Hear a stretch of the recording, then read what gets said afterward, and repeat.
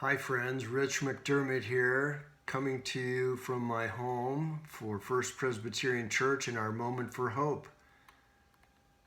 The Apostle Paul wrote in Galatians 5:1, referring to Christian freedom in contrast to slavery to the Mosaic law, "For freedom Christ has set us free. Stand firm, therefore, and do not submit again to a yoke of slavery." On this week in which we celebrate our Independence Day on the 4th of July, we should consider our founders' words and actions, especially as they relate to the Christian faith. In George Washington's farewell address, he called religion and morality indispensable supports to the flourishing of a nation. Thomas Jefferson made Washington's address required reading at the University of Virginia.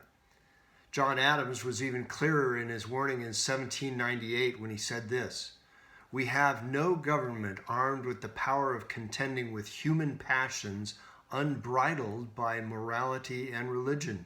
Avarice, ambition, revenge, or gallantry would break the strongest cords of our Constitution as a whale goes through a net.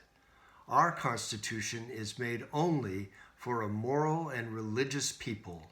It is wholly inadequate to the government of any other."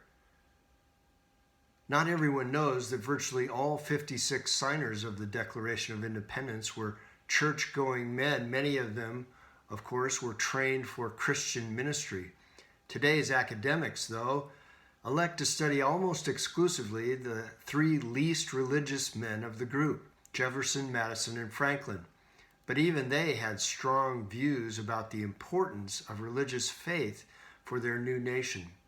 Madison writes this: "The belief in a God all-powerful, wise, and good is so essential to the moral order of the world and to the happiness of man that arguments which enforce it cannot be drawn from too many sources." And Thomas Jefferson wrote, "And can the liberties of a nation be thought more secure when we have removed their only firm basis, a conviction in the minds of people that these liberties are a gift of God, that they are not violated, but with his wrath?" John Dickinson, a signer of our Constitution, was a devout Christian who wrote this: "Our liberties do not come from charters, for these are only the declaration of pre-existing rights. They do not depend on parchment or seals, but come from the King of Kings and the Lord of all the earth." The logic of our founders can be expressed in 3 steps. Number 1, liberty is the object of the republic. 2, liberty requires virtue. And 3, virtue among the people is impossible without religious faith. These, quite simply, were the convictions of the founders of our country.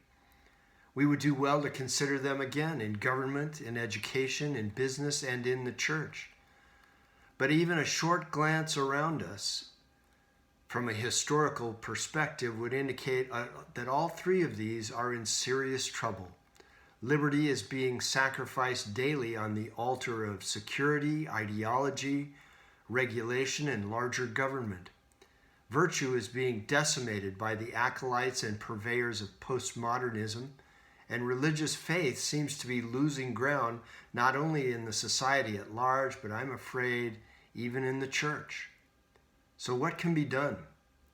Each one of us here can remember that liberty and defend it, knowing that it has come to us at an extraordinary price that was paid by our founders and by those who have given their lives to defend our country.